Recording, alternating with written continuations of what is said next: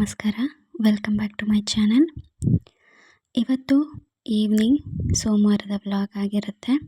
ಇವತ್ತು ಟೆಂಪಲ್ಗೆ ಹೋಗೋಣ ಅಂತ ಅಂದ್ಕೊಂಡು ಈಗ ರೆಡಿಯಾಗಿದ್ವಿ. ಅದಕ್ಕಿಂತ ಮುಂಚೆ ಮೊದಲಿಗೆ ದೇವ್ರ ಪೂಜೆನ ಮುಗಿಸ್ಕೊಂಡು ಹಾಗೆ ರಂಗೋಲಿ ಎಲ್ಲನೂ ಹಾಕ್ಕೊಂಡು ತುಳಸಿ ಕಟ್ಟೆ ಪೂಜೆ ಹಾಗೆ ದೇವ್ರ ಪೂಜೆನ ಮುಗಿಸ್ಕೊಂಡು ನಂತರ ದೇವಸ್ಥಾನಕ್ಕೆ ಹೋಗೋಣ ಅಂತ ಈ ರೀತಿಯಾಗಿ ದೇವ್ರ ಹೂವುಗಳನ್ನ ಇಟ್ಬಿಟ್ಟು ಪೂಜೆಗೆಲ್ಲ ರೆಡಿ ಮಾಡ್ಕೊಂಡಿದ್ದೀನಿ. ಇವತ್ತು ಏನಪ್ಪ ವಿಶೇಷ, ಏನಕ್ಕೆ ದೇವಸ್ಥಾನಕ್ಕೆ ಹೋಗ್ತಿದ್ದೀವಿ ಅಂತಂದರೆ ಮಕ್ಕಳಿಗೆ ಒಂದು ಕಾರಣ, ಮಕ್ಕಳಿಗೆ ಹುಷಾರಿಲ್ಲದಿಂದಾಗಿ ಅವ್ರಿಗೆ ಹುಷಾರಾದರೆ ದೇವಸ್ಥಾನಕ್ಕೆ ಬರ್ತೀವಿ ಅಂತ ಬೇಡ್ಕೊಂಡಿದ್ವಿ.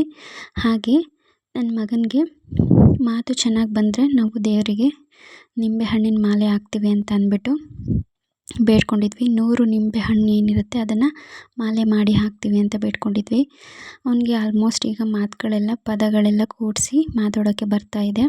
ಹಾಗಾಗಿ ದೇವಸ್ಥಾನಕ್ಕೆ ಹೋಗಿ ಹಾಗೆ ಮಾಲೆನ ಸಂತರ್ಪಣೆ ಮಾಡಿ ದೇವ್ರ ದರ್ಶನ ಮಾಡ್ಕೊಬರೋಣ ಅಂತ ಅಂದ್ಕೊಂಡಿದ್ವಿ. ಹಾಗಾಗಿ ದೇವಸ್ಥಾನಕ್ಕೆ ಹೋಗೋಣ ಅಂತ ಅಂದ್ಬಿಟ್ಟು ಮೊದಲು ದೇವ್ರ ಪೂಜೆ ಮಾಡ್ಕೋತಾ ಇದ್ದೀನಿ. ಈಗ ಅಷ್ಟರಲ್ಲಿ ನಮ್ಮ ಮನೆಯವರು ಮಕ್ಕಳನ್ನೆಲ್ಲ ರೆಡಿ ಮಾಡಿ ಹಾಗೆ ಹಾರಕ್ಕೆ ಏನೇನು ಬೇಕೋ ಅದನ್ನೆಲ್ಲ ರೆಡಿ ಮಾಡ್ತಾ ಇರ್ತಾರೆ. ನಾನು ಇಲ್ಲಿ ಊದ್ಗಡ್ಡೆ ಬೆಳಗಿ ಹಾಗೆ ಕರ್ಪೂರ ಬೆಳಗಿ ದೇವರಿಗೆ ಎಲ್ಲ ಪೂಜೆನೆಲ್ಲ ನಾನು ಮುಗಿಸ್ಕೊಂಡ್ರೆ ಅವರು ಮಕ್ಕಳ ಕೆಲಸನ ಅವರು ಮಾಡ್ತಾಯಿದ್ರು.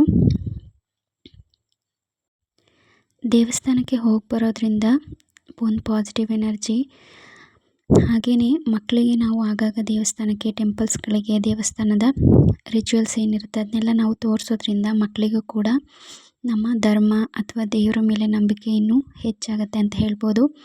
ಹಾಗೆ ಅವರು ನಾವು ನಮ್ಮ ನಂತರ ಅವರು ಕಂಟಿನ್ಯೂ ಮಾಡ್ಕೊಂಡು ಹೋಗ್ತಾರೆ. ಹಾಗೆ ಮಹದೇಶ್ವರ ಸ್ವಾಮಿ ದೇವಸ್ಥಾನ ನಮ್ಮ ಮನೆಗೆ ಹತ್ತಿರವಾಗಿರೋದ್ರಿಂದ ನಾವು ಆಗಾಗ ಭೇಟಿ ಕೊಡ್ತಾ ಇರ್ತೀವಿ. ಏನಾದರೂ ವಿಶೇಷ ಸಂದರ್ಭಗಳಲ್ಲಿ ತಪ್ಪದೆ ಹೋಗ್ತಾ ಇರ್ತೀವಿ. ಮಕ್ಕಳನ್ನು ಕರ್ಕೊಂಡು ದೇವಸ್ಥಾನಕ್ಕೆ ಹೋಗೋದೇ ಒಂದು ಸಂತೋಷ ಅಂತ ಹೇಳ್ಬೋದು. ಒಂಥರ ನೆಮ್ಮದಿ ಸಿಗುತ್ತೆ. ದೇವಸ್ಥಾನದಲ್ಲಿ ಸ್ವಲ್ಪ ಹೊತ್ತು ಕೂತು ದೇವರ ದರ್ಶನ ಮಾಡ್ಕೊಂಡು ಬರುವಾಗ ಆಗೋ ನೆಮ್ಮದಿ ನಿಮಗೆ ಎಲ್ಲೂ ಸಿಗಲ್ಲ ಅಂತ ಹೇಳ್ಬೋದು. ಅದು ಹೋಗಿ ದೇವಸ್ಥಾನಕ್ಕೆ ಅಲ್ಲಿ ಕೂತಿದ್ದು ದರ್ಶನ ಬಂದವ್ರಿಗೆ ಅದರ ಅನುಭವ ಆಗಿರುತ್ತೆ. ಈಗ ಆಲ್ಮೋಸ್ಟ್ ಪೂಜೆ ಎಲ್ಲ ಮುಗೀತು. ಈ ರೀತಿಯಾಗಿ ಕಾಣಿಸ್ತಾ ಇತ್ತು. ಈಗ ಕರ್ಪೂರ ಆರೋವರೆಗೂ ಇದ್ದು ಅದಾದ ನಂತರ ತುಳಸಿ ಕಟ್ಟೆಗೆ ಪೂಜೆ ಮಾಡ್ಕೊಳ್ಳೋಣ ಅಂತ ಹೋಗ್ತಾ ಇದ್ದೀನಿ. ಈಗ ತುಳಸಿ ಕಟ್ಟೆ ಕೂಡ ಈ ರೀತಿಯಾಗಿ ರಂಗೋಲಿನ ಹಾಕ್ಕೊಂಡಿದ್ದೆ.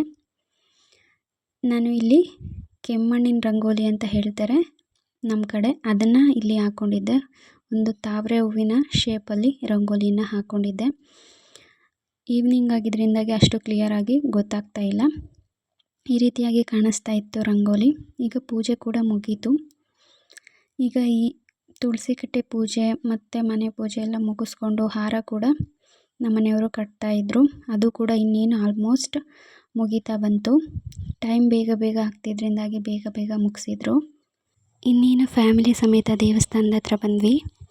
ಇದು ಶಾಂತವೇರಿ ಗೋಪಾಲಗೌಡ ನಗರದ ಎಂಟ್ರೆನ್ಸಲ್ಲೇ ಇರೋ ಶಿವನ ದೇವಸ್ಥಾನ. ಮಹಾಲಿಂಗೇಶ್ವರ ದೇವಸ್ಥಾನ ಅಂದರೆ ಎಲ್ಲರಿಗೂ ಗೊತ್ತಾಗುತ್ತೆ. ಸಂಜೆ ಆಗಿದ್ದರಿಂದಾಗಿ ತುಂಬಾ ಜನ ಬಂದಿದ್ದರು, ತುಂಬಾ ಕ್ರೌಡ್ ಇತ್ತು ಅಂತ ಹೇಳ್ಬೋದು. ಇದು ನವಗ್ರಹ ಸುತ್ತು ಎಲ್ಲ ಹಾಕ್ತಾಯಿದ್ರು, ದೀಪಗಳನ್ನೆಲ್ಲ ಬೆಳಗ್ತಾಯಿದ್ರು. ಇದಾದ ನಂತರ ನಾವು ದೇವಸ್ಥಾನದ ಹೊರಗಡೆಯಿಂದ ಒಳಗೆ ಹೋಗೋಕ್ಕೆ ಎಂಟರ್ ಆದ್ವಿ. ದೇವಸ್ಥಾನದ ಹೊರಗಡೆಯಿಂದ ಈ ರೀತಿಯಾಗಿ ಕಾಣಿಸುತ್ತೆ. ಈಗ ಮಕ್ಕಳನ್ನ ಕರ್ಕೊಂಡು ಹಾಗೆ ದೇವ್ರ ಹಾರನೂ ತಗೊಂಡು ಹಾಕ್ಬಿಟ್ಟು ದೇವ್ರ ಹತ್ರ ಎಲ್ಲ ದೇವರ ಆಶೀರ್ವಾದ ತೊಗೊಂಡು ಬರೋಣ ಅಂತ ಅಂದ್ಬಿಟ್ಟು ಮಕ್ಕಳ ಹತ್ರ ಈಗ ನಂದಿಗೆ ಹಾರನ ಹಾಕಿಸ್ತಾ ಇದ್ದಾರೆ ನಮ್ಮ ಮನೆಯವರು. ಮಕ್ಕಳದೇನೇ ಹರಕೆ ಇದ್ದರೂ ಮಕ್ಕಳ ಕೈಲೇ ಈ ರೀತಿ ಮಾಡಿಸೋದ್ರಿಂದ ಅವರಿಗೆ ಫಲ ಸಿಗುತ್ತೆ ಅನ್ನೋದು ನಮ್ಮ ನಂಬಿಕೆ. ಹಾಗಾಗಿ ಈ ರೀತಿಯಾಗಿ ಜಸ್ವಿ ಕೈಲೇ ಹಾಕಿಸ್ತಾ ಇದ್ದಾರೆ. ಈ ರೀತಿಯಾಗಿ ನಮಸ್ಕಾರ ಮಾಡಿಕೊಂಡು ಕರ್ಪೂರ ಎಲ್ಲ ಹಚ್ಬಿಟ್ಟು ಈಗ ಒಳಗೆ ಬಂದ್ವಿ. ತುಂಬ ಜನ ಇದ್ದಿದ್ದರಿಂದಾಗಿ ದೇವ್ರ ದರ್ಶನ ಮಾಡೋಕ್ಕೆ ತುಂಬಾ ಸಮಯ ಹಿಡೀತು ಅಂತ ಹೇಳ್ಬೋದು. ಹಾಗೆಯೇ ಕಾಣಿಸ್ತಾನೂ ಇರಲಿಲ್ಲ ದೇವರು ಸರಿಯಾಗಿ. ಮತ್ತೊಂದು ಸಲ ಬಂದು ನೋಡ್ಕೊಂಡು ಹೋದೆ ನಾನು. ಈಗ ಮಕ್ಕಳನ್ನ ಇಟ್ಕೊಂಡು ಸ್ವಲ್ಪ ಹೊತ್ತು ಕೂತ್ಕೊಂಡು ಹಾಗೆ ದೀಪಾರಾಧನೆ ಮಾಡೋಣ ಅಂತ ಅಂದ್ಬಿಟ್ಟು ದೀಪಾರಾಧನೆಗೆ ಎಲ್ಲನೂ ರೆಡಿ ಮಾಡ್ಕೊಳ್ಳೋಣ ಅಂತ ಅನ್ಕೋತಾ ಇದ್ದೆ. ನೋಡಿ ತುಂಬಾ ಜನ ರಶ್ ಇದ್ದರು.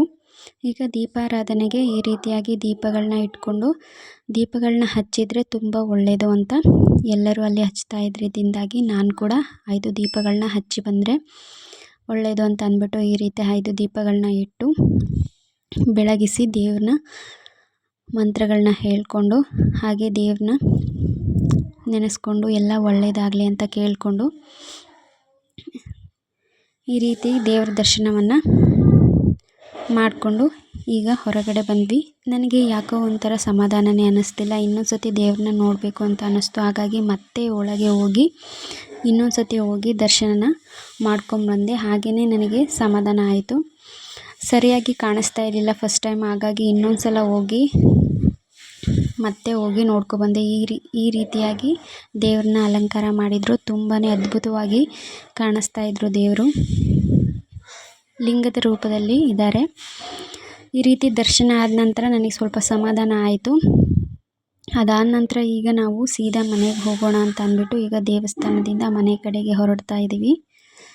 ಈ ರೀತಿ ದೀಪಗಳನ್ನ ನೋಡೋದು, ದೇವಸ್ಥಾನಕ್ಕೆ ಬರೋದು, ಈವ್ನಿಂಗ್ ಟೈಮ್ ಇದೆಲ್ಲ ಒಂದು ಡಿವೈನ್ ಫೀಲಿಂಗ್ ಅಂತ ಹೇಳ್ಬೋದು. ಇದೆಲ್ಲ ಮಾಡೋದ್ರಿಂದಾಗಿ ನಿಮಗೆ ಮನಸ್ಸಿಗೂ ಮೈಂಡಿಗೂ ತುಂಬಾ ಒಳ್ಳೆಯದು. ಹಾಗೆ ನಿಮಗೆ ಒಂಥರ ಒಳ್ಳೆ ನೆಮ್ಮದಿ ಸಿಗುತ್ತೆ ಅಂತ ಹೇಳ್ಬೋದು. ಅದಾದ ನಂತರ ಈಗ ಸೀದಾ ಪಾನಿಪುರಿ ಅಂಗಡಿಗೆ ಬಂದು ಮಕ್ಕಳಿಗೆ ನಾವು ಎಲ್ಲರೂ ಪಾನಿಪುರಿನ ತಿಂದ್ಬಿಟ್ಟು ಈಗ ಮನೆ ಕಡೆಗೆ ಹೋಗೋಣ ಅಂತ ಅಂದ್ಕೊಂಡ್ವಿ. ನಮಗಂತೂ ಯಾವಾಗಲೂ ಇಲ್ಲೇ ಹತ್ತಿರ ಇರೋದ್ರಿಂದಾಗಿ ಚಾಟ್ ಸೆಂಟರ್ಗಳೆಲ್ಲ ಇಲ್ಲೇ ಹತ್ತಿರ ಇರೋದ್ರಿಂದಾಗಿ ಯಾವುದಾದ್ರೂ ಬೇಕು ಅಂದರೆ ಈ ರೀತಿ ಆಗಾಗ ಬಂದು ತಿಂತಾಯಿರ್ತೀವಿ. ಈಗ ಅಲ್ಲಿಂದ ಸೀದಾ ಮನೆಗೆ ಬಂದ್ವಿ. ಮನೆಗೆ ಬಂದು ಮಕ್ಕಳಿಗೆ ಬಟ್ಟೆ ಚೇಂಜ್ ಮಾಡಿ ಹಾಗೆಯೇ ದೇವಸ್ಥಾನದಿಂದ ತಂದ ಪ್ರಸಾದನೆಲ್ಲ ಸೈಡಿಗಿಟ್ಟು ಮಕ್ಕಳನ್ನ ಕೂಡ ಸ್ವಲ್ಪ ಆಟ ಆಡ್ಕೋತಾ ಇದ್ದರು ಈ ರೀತಿಯಾಗಿ. ಅದಂತರ ಮಕ್ಕಳು ಮಲಗೋ ಟೈಮ್ ಕೂಡ ಆಯಿತು.